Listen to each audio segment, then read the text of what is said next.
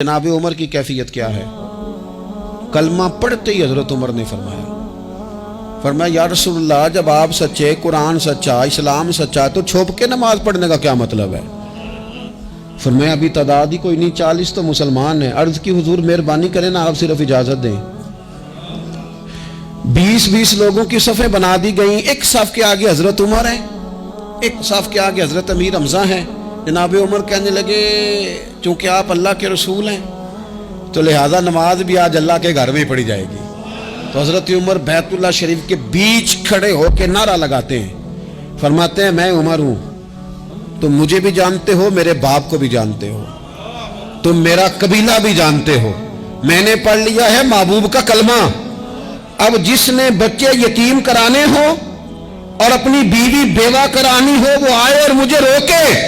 یہ محبوب اللہ کے ہیں اور گھر بھی اللہ کا ہے، تو نماز بھی آج اللہ کے گھر میں پڑھی جائے گی۔ جب تک انسان یہاں سے طاقتور نہیں ہوتا، پھر بات آئی سیدنا عثمان غنی کی، میں پہلا وہاں اونا رنداں تو جنہیں کھلی بغاوت کی تھی، ہے پورا قبیلہ اور طرف ہے، عثمان تیرے گھر میں مال ہے، دولت ہے، وزاداری ہے، لوگ سارے کیا کریں گے، والد مخالف، چچا مخالف۔ حضرت عثمان غنی جیسے آدمی کو پکڑ کے باندھ دیا گیا گھر میں۔ پر عثمان غنی کہنے لگے میں ان بزدلوں میں سے نہیں ہوں جو محبت بھی کریں اور اظہار بھی نہ کر سکیں، جو دعویٰ بھی کریں اور پھر ان کے اندر طاقت اظہار بھی نہ ہو۔ فرمایا تم جتنا باندھ سکتے ہو باندھ لو، تم اپنی دولتیں، حکومتیں اور اپنا جاہ و جلال سنبھال کے رکھو، ہم نے تو غلامی کا فیصلہ کر لیا ہے۔ اور پھر کی غلامی انہوں نے۔ اور جہاں تک بات ہے شیر خدا حضرت علی المرتضیٰ کی، حضرت علی المرتضیٰ شیر خدا کا تو یہ حال تھا کہ ساری زندگی میدان میں رہے۔ ایک دن حضور نے صرف فرمایا کہ آج آپ کو نہیں لے کے جانا، آپ تھوڑا نا میرے نائب بن کر، حضور کسی نہ کسی کو نائب بنا کے مدینے میں چھوڑ کے جائے، ایک دن صرف کہا نہیں لے کے جانا۔ تو حضرت مولا علی رونے لگے، کہنے لگے حضور میں بچوں کے بیچ رہوں، عورتوں کے بیچ رہوں، میری تلوار کو زنگ لگ جائے گا، حضور مجھے تو گھوڑے پہ بیٹھنا پسند ہے۔ اچھا میں آپ کو ایک اور بات بھی عرض کروں، پہلے بھی میں نے کہا تھا پھر کہتا ہوں، کچھ لوگ پڑھے لکھے ہوتے ہیں بہادر نہیں ہوتے۔ حضرت علی کے علم کا بھی کمال عروج پہ اور بہادری بھی پورے عروج پہ۔ زندگی نا بہادر لوگوں کی ہوتی ہے۔ یہ شہاب الدین غوری لیٹے ہیں یہاں سوابا میں، تو کسی نے پوچھا ان سے کہ یار آپ کہاں رہتے ہیں؟ کہنے لگے میں گھوڑے کی پشت پہ ہوتا ہوں، ہمارے بچے بڑی سونی فوٹو بناتے ہیں، ان سے پوچھیں آج کل آپ کیا کرتے ہیں تو کہتے ہیں موبائل چلاتے ہیں۔ آپ کیا کرتے ہیں؟ فوٹو کھینچتے ہیں۔ آپ کیا کرتے ہیں؟ کہتے ہیں وہ نا مجھے ایسا عجیب مسئلہ ہے موبائل کا کہ بچوں کی نا مطلب میں کئی دفعہ سوچتا ہوں کہ اگر انہیں کچھ 4 گھنٹے موبائل سے علیحدہ رہنا پڑا نا تو ہو سکتا ہے کہ ان کو ڈاکٹر کو بھی دکھانا پڑ جائے، اتنی کو بری حالت ہو گئی۔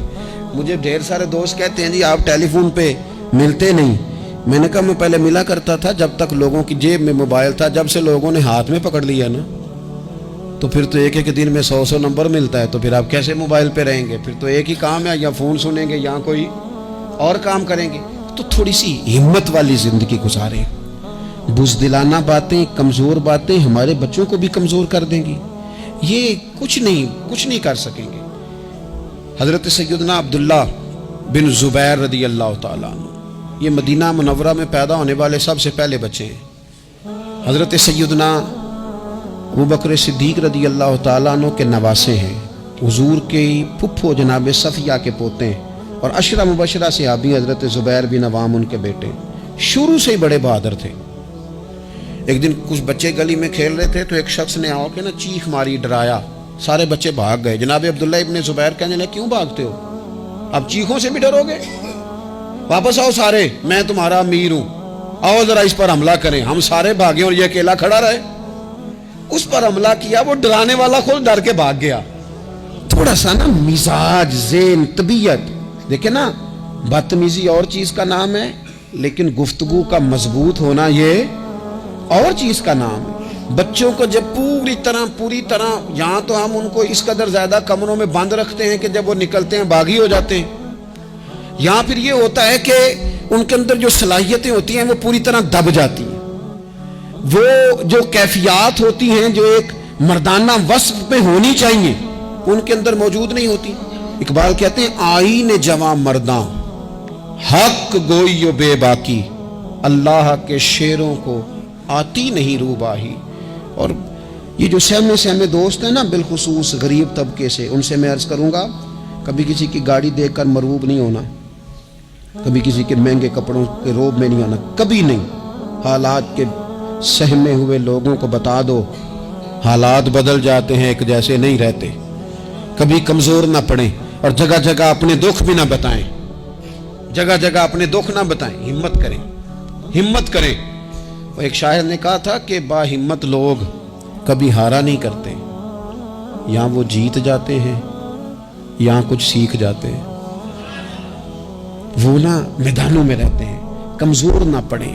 یہ جو اتنا لمبی لسٹ بن گئی ہے نا، اتنی لمبی لسٹ مانگنے والوں کی، اتنا لمبی فہرست ہو گئی ہے ہر سگنل پہ، ہر چوک میں، ہر رش والی جگہ پہ، یہ بتاتی ہے کہ لوگ اس کو آر ہی نہیں سمجھتے، کمزوری نہیں سمجھتے، طاقت والا مزاج۔ حضرت عمر بہادر تھے تو بہادر لوگوں کو پسند بھی بڑا کرتے تھے۔ حضرت عبداللہ ابن زبیر چھوٹے تھے، بچوں کے ساتھ کھیل رہے تھے، اور یہ وہی حضرت عبداللہ ابن زبیر ہیں جو بعد میں امام حسین کے قاتلوں کے سامنے ڈٹ کے کھڑے ہو گئے، اور انہوں نے اعلانیہ ان لوگوں کا بائیکاٹ بھی کیا اور ان لوگوں کے ساتھ صف آرا بھی ہوئے، حضرت عبداللہ ابن زبیر۔ اور فرماتے ہیں کہ میری ماں 90 سال سے زیادہ عمر تھی حضرت اسماء بنت ابی بکر کی، جب میں نے انہیں کہا نا اماں وقت آ گیا ہے شہادت کا، تو میری اماں مجھے کہنے لگی پتر میدان میں رہنا، میدان میں۔ بکرے کو ذبح ہوتے وقت تکلیف ہوتی ہے، جب اس کی کھال اتاری جائے پھر کوئی تکلیف نہیں ہوتی۔ ایسے ہی کمزور نہ پڑنا۔ ہمارے ہاں تو لوگ کہتے ہیں پتر اندروں کنڈی لے لا، ساڑی نہیں لڑائی، وہ جب ہمارے گھر آگ آئے گی پھر اسے ہم بند کریں گے، ابھی نہ تو بالکل باہر نہ نکلنا۔ کیسے قوم آگے بڑھے گی؟ جرتیں کیسے پیدا ہوں؟ اور جو کچھ کہہ نہیں سکتے وہ منوائیں گے کیسے؟ جو بات کرنے کی طاقت نہیں رکھتے وہ اپنا منوائیں گے کیسے؟ حضرت عبداللہ ابن زبیر رضی اللہ تعالیٰ عنہ اپنے دوستوں کے ساتھ گلی میں کھیل رہے تھے، جناب عمر فاروق آ گئے۔ حضرت عمر فاروق کا جلال تھا، بچے ان کو دیکھ کے دوڑ گئے، حضرت عبداللہ ابن زبیر کھڑے۔ حضرت عمر قریب آئے، کہنے لگے پتر آپ کیوں نہیں دوڑے؟ حضرت عبداللہ ابن زبیر چھوٹے سے ہیں، کہنے لگے جی کیوں میں دوڑتا، میں نے کوئی جرم کیا ہے، کوئی میں نے غلطی کی ہے بھلا کیوں دوڑوں؟ آرام سے کھیل رہے ہیں اور نہ ہم نے کوئی رستہ بند کیا، جگہ ہے آپ نے گزرنا تو گزر جائیں۔ چاہیے تھا نا حضرت عمر ناراض ہوتے، پر جناب عمر نے ماتھا چوم لیا، کہنے لگے کیا بات ہے بیٹا، ان چیزوں پر ذرا قائم رہنا۔ کہنے لگے جرم کی ہے، کیا مطلب ہے اس بات کا کہ فلانا ہے تو دوڑ جائے، کیوں دوڑیں جی؟ تو ہم نے جو قوم کو سکھانا شروع کیا ہے نا، دیکھیں فقر اور چیز ہے، درویشی اور چیز ہے، سادگی، لیکن ظلم سہنا اور چیز ہے۔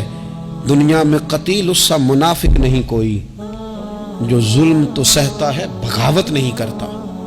اپنی زندگی میں عزم کو، ہمت کو، نظریے کو بلند کریں، مظلومانہ مزاج نہ پیدا کریں، بلا وجہ دکھ سنا کے اپنے آپ کو کمزور نہ کریں۔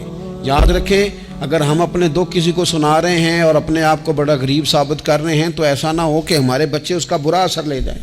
خودداری سے جینا سکھائیں، عزت نفس سکھائیں، ہر وقت گھر کے اندر، کلاس کے اندر، اپنے دوستوں کی جمعیت کے اندر کمزور باتیں نہ کریں، رو دھو کے وقت نہ گزاریں۔ رونے سے بھی رات گزر جاتی ہے، ہنسنے سے بھی رات گزر جاتی ہے، ناشکری سے بھی دن بیت جاتا ہے اور شکر سے بھی، لیکن بس بات اتنی ہے کہ شکر والوں کا ذرا صحیح بیت جاتا ہے، ہنسنے والوں کا ذرا صحیح بیت جاتا ہے۔ زندگی میں عزم کے ساتھ، ہمت کے ساتھ لوگ جس حال میں مرنے کی دعا کرتے ہیں، معاذ اللہ، لوگ جس حال میں مرنے کی دعا کرتے ہیں، ہم نے اس حال میں جینے کی قسم کھائی ہے۔ اللہ تعالی ہمیں سمجھنے کی توفیق عطا کرے۔ آخر دعوانا ان الحمدللہ رب العالمین۔